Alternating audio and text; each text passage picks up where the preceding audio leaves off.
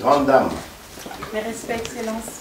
Bravo. Partie en mission régalienne au nom de la République démocratique du Congo, la délégation venue fraîchement des États-Unis d'Amérique s'est donné le devoir de rendre compte aux garants de la nation des contours de leur mission.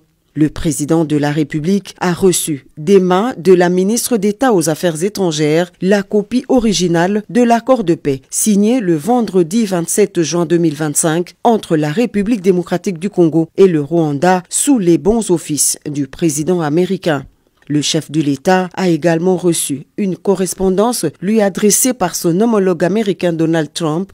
La ministre d'État aux Affaires étrangères revient sur le processus ayant conduit à la signature de cet accord. Nous avons eu l'honneur de lui remettre à main propre l'original de l'accord de paix qui a été signé le 27 juin à Washington DC au département d'État, ainsi que la correspondance qui lui a été adressée par son homologue américain. Je pense que beaucoup de Congolais et Congolaises ont suivi avec beaucoup d'attention, beaucoup d'espoir les déroulés de la journée du 27 juin. Nous avons eu l'occasion d'échanger avec le commandant suprême sur cette journée et sur comment elle s'est déroulée, mais aussi quelles étaient les prochaines étapes pour la République démocratique du Congo.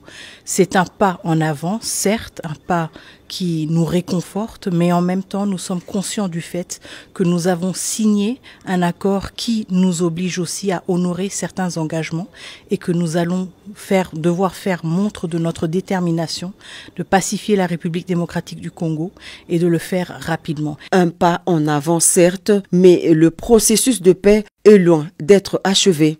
Thérèse Kaikwamba parle des prochaines étapes qui se résument en priorité stratégique pour la République démocratique du Congo. Alors il y a plusieurs prochaines étapes et je pense que nous aurons l'occasion aussi de discuter en plus grand détail et d'étaler les détails de l'accord.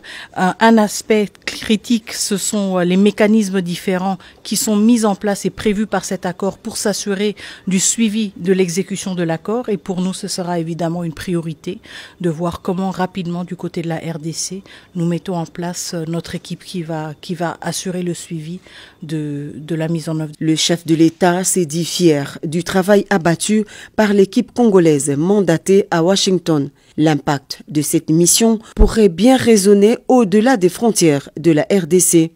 Un moment crucial où l'espoir de tout un peuple se mêle aux ambitions de son leader, déterminé à écrire une nouvelle page de l'histoire congolaise.